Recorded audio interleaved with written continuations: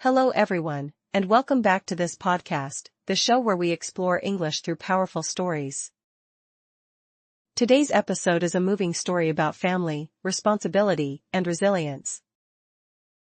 We'll follow the journey of Maria, a 6-year-old girl whose life takes an unexpected turn after the loss of her mother, Karen. This story will help you learn new vocabulary, explore some complex family dynamics, and gain insight into words and expressions around family, emotions, and resilience. So, if you're here to learn English in an engaging way, stay with us. And remember, if you enjoy this episode, leave a like and don't forget to subscribe. Let's dive into Maria's story. Maria is only 6 years old when her mother, Karen, tragically dies in a car accident. Karen was the only parent Maria knew. Her father, Pedro, was married to someone else when Maria was born. After Karen's death, Pedro realizes he has to take responsibility for Maria. But how will he explain this to his wife, Giovanna, and their young son, Brandon? Today's story is not only about a young girl adapting to a new life, but also about how families can come together under difficult circumstances. And while we go through it, we'll explore key vocabulary around family, conflict, and forgiveness. So, let's imagine the moment when Pedro brings Maria home. He has to explain to Giovanna and Brandon who Maria is and why she will be living with them now. Giovanna is shocked, of course. Maria represents a part of her husband's life that she didn't know existed. Here's a useful word for today: illegitimate. Repeat after me: illegitimate. This word describes someone born out of a marriage. In this story, Maria is an illegitimate child, and that creates tension for Pedro and his family. And now let's pause to think. How would you feel if you were in Maria's place? Or in Giovanna's? Sometimes, learning English through stories lets us explore complex emotions that we might not face in daily life. This can make learning feel more connected to the real world. Bringing Maria into the family is challenging, especially for Giovanna. She feels betrayed, angry, and unsure how to welcome Maria into their lives. This brings us to our next word: resentment. Repeat after me: resentment. Resentment means holding on to anger or bitterness towards someone. Giovanna feels resentment toward Pedro for keeping his secret, and maybe even toward Maria. But deep down, she knows that Maria is innocent in all of this. Now here's a question for you to think about: how would you handle a situation like this? Learning English doesn't just mean knowing the words, it's about understanding complex feelings, too. Pedro knows he made mistakes, but he also feels a sense of duty. He realizes that Maria is his responsibility.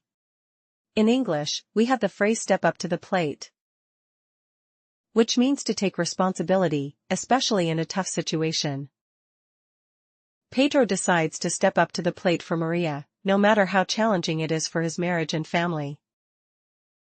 The vocabulary phrase here, "step up to the plate," is useful in both personal and professional settings. Whether you're learning English for work or for your daily life, knowing phrases like this can help you express yourself more fully. Now let's focus on Maria's experience. Imagine being a child moving into a new home with a father you hardly know, a stepmother, and a half-brother. She's scared, shy, and feels like an outsider. Let's learn the word adjustment. Repeat after me: adjustment. Adjustment is the process of getting used to a new situation.